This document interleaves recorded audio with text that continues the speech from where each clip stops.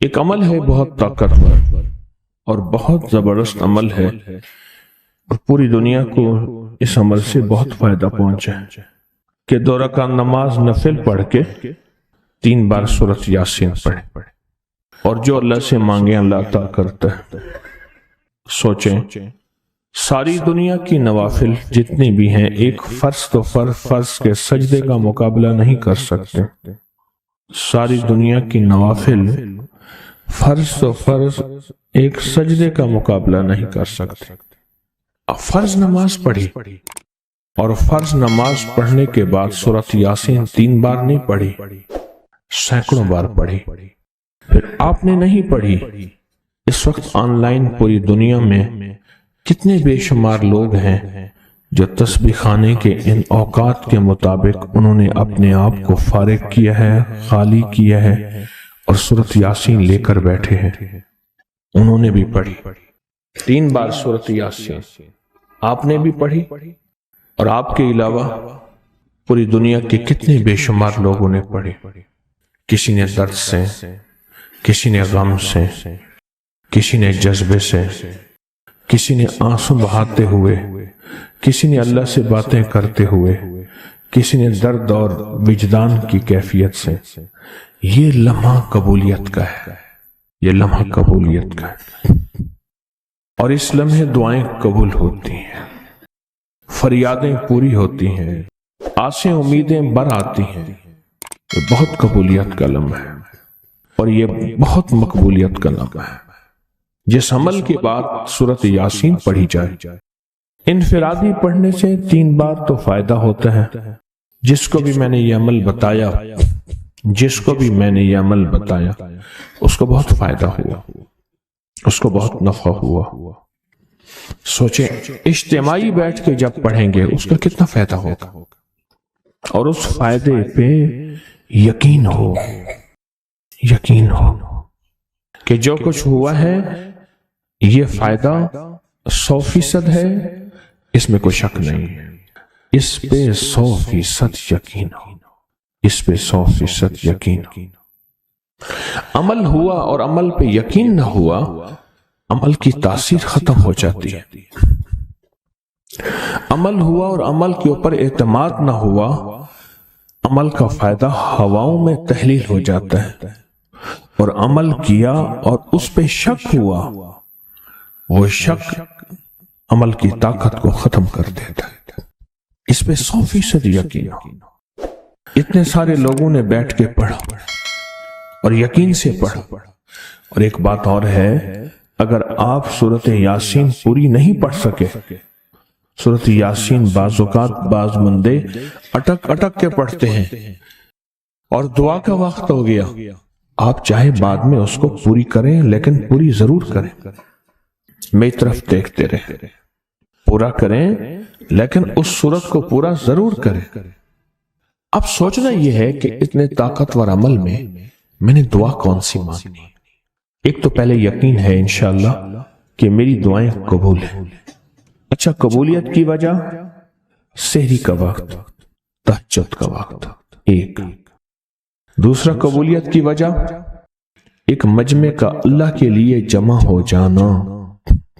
فرمایا جہاں 40 پردیسی، 40 مسافر صرف اللہ کی رضا کے لیے جمع ہو کے دعا مانگے، اللہ ان کی دعاؤں کو رد نہیں کرتا۔ آپ میں سے تو 90% مجمع تو پردیسیوں کا ہے، 90% مجمع۔ اور قبولیت کی تیسری وجہ یہ ہے کہ آپ نے فرض نماز پڑھی، اور فرمایا فرض نماز کے بعد دعائیں قبول ہوتی ہیں، فرض نماز کے بعد دعائیں قبول ہوتی ہیں۔ اب قبولیت کی پہلی وجہ کیا ہے؟ سحری کا وقت، سحری کا وقت، فجر سے پہلے کا وقت دعائیں قبول ہوتی ہیں۔ دوسری وجہ فجر کا وقت، فرض نماز کے بعد دعائیں قبول ہوتی ہیں۔ اور تیسری وجہ مسافروں کا مجمع۔ اور چوتھی وجہ رمضان کے اللہ جل شانہ نے فرشتوں کو حکم فرمایا، فرشتوں ساری عبادات چھوڑ دو اور میرے روزے داروں کی دعاؤں پہ آمین کہو۔ ساری عبادات چھوڑ دو اور میرے روزے داروں کی دعاؤں پہ آمین کہو، ایک چوتھی وجہ ہو گئی کہ فرشتوں نے آپ کی دعاؤں پہ آمین کہا۔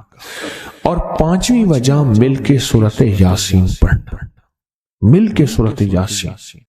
فرمایا سورۃ یاسین ہر تنگی سے نکالتی ہے، ہر مشکل سے نکالتی ہے، ہر ناکامی کا علاج ہے، ہر پریشانی کا علاج ہے، اور ہر ناممکن کا علاج ہے۔ اور فرمایا سورۃ یاسین مردوں کو بھی نفع دیتی ہے اور زندوں کو بھی نفع دیتی ہے۔ سورۃ یاسین جو نزع کی سکرات کی حالت میں ہو اس کو بھی نفع دیتی ہے، اور سورۃ یاسین اس بندے کی جو کسی تکلیف کی نزع میں، قرضے کی نزع میں اور بیماری کی سکرات میں ہو اس کو بھی نفع دیتی ہے۔ قبولیت کے اوقات، قبولیت کے لمحات، اور اس میں بیٹھ کے اللہ سے مانگنا۔ اب مانگنا کیا ہے؟ یہ تو یقین ہو گیا کہ انشاءاللہ ہماری آج کی یہ محفل، آج کا یہ بیٹھنا، آج کا یہ پڑھنا اور آج کا اللہ کی بارگاہ میں یہ حاضری دینا 100% انشاءاللہ قبول ہے، یقین کامل ہے۔ پھر مانگیں کیا؟ سوچنا۔ جب سخاوت کی سخی کی سخاوت موجوں پہ ہو، عروج پہ ہو، پھر مانگیں کیا؟ یہ سب سے اہم چیز ہے۔ تو وہ چیز مانگیں جو اللہ کے خزانے میں سب سے قیمتی ہے، وہ ہے ایمان، سب سے قیمتی، اور وہ سب کو نہیں دیتا۔ مال سب کو دیتا ہے، اپنے نہ ماننے والوں کو بھی اور اپنے ماننے والوں کو بھی، اپنے دوستوں کو بھی، بلکہ اپنے دشمنوں کو زیادہ دیتا ہے، زیادہ دیتا ہے۔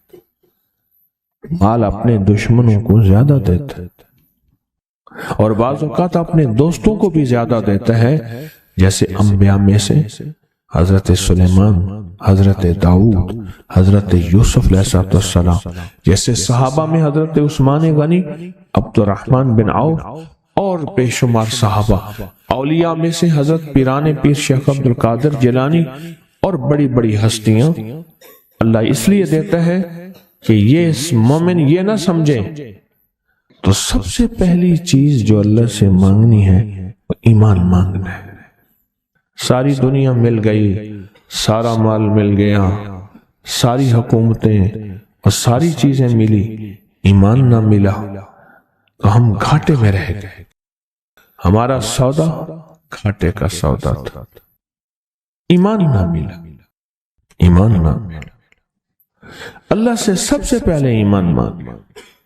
جو بندہ ساری عمر جو چیز مانگتا ہے، غور سے دیکھنا، غور سے سمجھنا، ساری عمر جو چیز مانگتا ہے، جو بندہ ساری عمر جو چیز مانگتا ہے، ساری عمر جو چیز مانگتا ہے، جو بندہ ساری عمر جو چیز مانگتا ہے، اگر نہ ملی، اللہ سچی طلب کی بنیاد پہ آخری وقت میں وہ چیز عطا فرماتے ہیں۔ زندگی میں جب بھی کہیں مشکلیں آئی ہیں، جب بھی کہیں پریشانی آئی ہیں، جب بھی کہیں الجھنیں امت کو آئی ہیں، جب بھی کہیں اولاد نہیں ہے، رزق نہیں ہے، صحت نہیں ہے، عزت نہیں ہے، سکون نہیں ہے، چین نہیں ہے، راحت نہیں ہے، جادوؤں نے گھیر لیا، بندشوں نے تباہ کر دیا، حاسدین نے برباد کر دیا، مشکلوں نے سر چڑھ کے ہمیں جھکا دیا،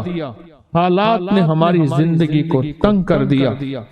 کوئی پریشانی کی ضرورت نہیں۔ مجھے کہنے لگا کہ ہمارے علاقے میں ایک صاحب ہیں، بابا جی ہیں، کوئی بھی مشکل ہو وہ بیٹھ کے سورۃ قل ہو اللہ پڑھاتے ہیں۔ ان کے پاس 7 کھانے لے جانے پڑتے ہیں، 7 کھانے لے جانے پڑتے ہیں، وہ سورۃ قل ہو اللہ پڑھاتے ہیں بٹھا کے بندوں کو، اور ان کے لیے کھانے ضروری ہیں، کھانے اچھے ہوں، ایک سوٹ ہو، 7 کھانے ہوں، ایک خوبصورت تکیہ ہو، ایک کھیس اچھا بہترین بچھونا ہو، ایک بسترے کی چادر ہو، اور 7 کھانے ہوں۔ فرمایا وہ دیتے ہیں، لیتے ہیں، سورۃ قل ہو اللہ پڑھاتے ہیں، پھر بیٹھ کے دعا کرتے ہیں، بہت دیر تک دعا کرتے ہیں، لوگوں کی مشکلیں حل ہو جاتی ہیں، لوگوں کی پریشانیاں دور ہو جاتی ہیں۔ میں نے کہا کسی طرح بابا جی سے پتہ چلے گا وہ دعا کیا مانگتے ہیں۔ کہنے لگے وہ دعا کسی کو نہیں بتاتے، بس کہتے ہیں آؤ میرے ساتھ بیٹھ کے سورۃ قل ہو اللہ پڑھو، اب اللہ کا درود پاک پڑھو اور سورۃ قل ہو اللہ پڑھو، وہ دعا کسی کو نہیں بتاتے۔ میں نے کہا کسی طرح پتہ کر وہ دعا کسی کو تجھے بتا دے۔ اس نے کہا پتہ کروں گا۔ کچھ عرصے کے بعد بندہ مجھے ملا، آتے ہی ایک کاغذ دیا اور کاغذ دے کے مجھے کہنے لگا آپ کو یاد ہے آپ نے میری ایک ذمہ داری لگائی تھی، اور وہ ذمہ داری یہ لگائی تھی کہ ایک ہمارے ہاں بابا جی ہیں، ان کے پاس کوئی دنیا کی مشکل، پریشانی، الجھنیں، ناکامیاں، حالات، مسائل، بے اولادی، جادو، جنات، اثرات، بندشیں، کوئی بھی ہے، وہ مسئلے حل ہوتے ہیں، لیکن ان کی شرطیں یہ ہیں خوبصورت تکیہ لیتے ہیں، بہترین سوٹ لیتے ہیں، بستری کی چادر لیتے ہیں، ایک کھیس یعنی پورا بستر لیتے ہیں، اور کہا اگر سردیاں تو ایک خوبصورت رضائی بھی لیتے ہیں، اور 7 رنگ کے کھانے لیتے ہیں، عطر کی خوشبو لیتے ہیں، یہ لیتے ہیں، یہ لیتے ہیں، وہ پھر آپ چھوڑ کے آ جائیں وہ ان کے ہوتے ہیں، بس آپ کو وہ دعا دے دیتے ہیں اور بٹھا کے سورۃ قل ہو اللہ پڑھتے ہیں۔ میں نے کہا کس طرح پتہ کر کے یہ عمل کیا ہے، پتہ کر یہ عمل کیا ہے۔ اس نے آیا نا تو اس نے مجھے خط دیا، اور خط دیتے ہی اس نے کہا کہ میں نے پتہ کیا ہے اس عمل کا، کسی طرح سے ان کے گھر کے ایک خاتون ہماری خواتین سے نسبت تھی، انہوں نے بتایا ہے وہ ساری سورۃ قل ہو اللہ وہ حضور کے گھرانے کو اس بارگاہ میں پیش کرتے ہیں، ان ہستیوں کو پیش کرتے ہیں، ان ہستیوں کو پیش کرنے کے بعد پھر ان کے وسیلے سے دعا کرتے ہیں اور کہتے ہیں آپ بھی ہمارے لیے دعا فرمائیں۔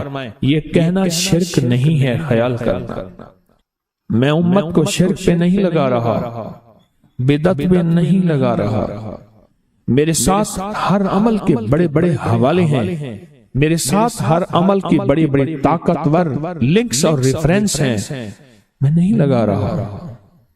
میں ایک وعدہ کرتا ہوں اور ایک دعویٰ کرتا ہوں، لیکن وہ دعویٰ نہیں ہے نہ وعدہ ہے۔ کوئی آ کے یہ نہ کہے کہ ظالم ساری عمر خود بھی شرک اور بدعت میں لگا اور ہمیں بھی شرک اور بدعت میں لگایا، اور میری قبر پہ کوئی پاؤں نہ مارے۔ ہاں یہ ضرور آ کے کوئی کہے اللہ اس کی قبر پہ ترس کھا اور رحم فرما، ساری عمر تیرے اور تیرے حبیب کی سچی راہیں دکھاتا رہا اور محمد آل محمد کی سچی راہیں دکھاتا رہا، یہ وہ شخص ہے اللہ اس پہ ترس کھا، اللہ اس کو معاف کر دے۔ بڑا زبردست عمل۔ مجھے آ کے جب کاغذ دیا نا، کاغذ میں دیا تو انہوں نے کہا کہ خواتین کے ذریعے ہمیں جو پتہ چلا، اور وہ پتہ یہ چلا کہ موصوف حضور کے گھرانے کو یہ ساری سورۃ اخلاص، ساری سورۃ قل ہو اللہ، یہ درود، یہ عمل ہدیہ کرتے ہیں، اور حضور کے گھرانے کو ہدیہ کر کے پھر ہماری مشکل کی دعا کرتے ہیں اور بہت گڑ گڑا کے دعا کرتے ہیں، اور پھر ان کو ہدیہ دے کے عرض کرتے ہیں آپ بھی ہمارے لیے دعا فرمائیں، اور بہت دیر تک پھر آمین کہتے ہیں، آمین۔ اور اس تصور کے ساتھ، یہ تصور ذرا غور سے سنیے گا توجہ سے، اس تصور کے ساتھ کہ وہ ہستیاں میرے لیے دعا کر رہی اور میں آمین کہہ رہا، اور اللہ کی بارگاہ میں ان کی دعائیں قبول ہو رہی، اور اللہ کی عرشوں پہ دعائیں پہنچ گئیں، اور جبریل لے کر چلے گئے، اللہ کے حضور دعا رکھی گئی، اور اللہ نے اپنی طاقت اور قدرت کی مہر قبولیت کی لگا دی۔ کہا یہ عمل ہے۔ ان کو ہدیہ کرتے ہیں، میں پھر دہرا رہا ہوں، غور سے سنیے گا، ان کو ہدیہ کرتے ہیں، ان کو ہدیہ کر کے ان کے وسیلے سے دعا کرتے ہیں، پھر ان کو دعاؤں کا عرض کرتے ہیں آپ بھی دعا فرمائیں، آپ بھی دعا فرمائیں، اور ان کو دعاؤں کا عرض کرتے ہیں، اور پھر ان سے دعائیں لیتے ہیں، اور بہت دیر تک آمین اس نیت سے کہتے ہیں کہ وہ دعا فرما رہے ہیں اور ہم ان کی دعاؤں پہ آمین کہہ رہے ہیں۔ یہ ہمارے اکابر کا عمل ہے، یہ ہمارے بڑوں کا عمل ہے، یہ ہماری بڑی بڑی ہستیوں کے عمل ہیں۔ میں اس لیے کہہ رہا ہوں میری کوشش ہوگی کبھی آپ کو شرک اور بدعت پہ نہ لگاؤں، میں اس لیے کہہ رہا ہوں میری کوشش ہوگی امت کو وہ خیر کے عمل بتاؤں جو عموماً لوگ چھپا کے چلے جاتے ہیں، جو عموماً لوگ اپنے تک رکھتے ہیں۔ میری کوشش ہوگی میں نے آج تک حضور کے گھرانے کو ہدیہ پیش کیا ہو، میں نے آج تک حضور کے گھرانے کو تحفہ پیش کیا ہو، میں نے آج تک حضور کے گھرانے کو نذرانہ پیش کیا ہو، اور حضور کے گھرانے کی طرف سے مجھے خالی ہاتھ لوٹایا گیا ہو۔ ممکن ہی نہیں، ممکن ہی نہیں کہ خالی ہاتھ لوٹایا گیا۔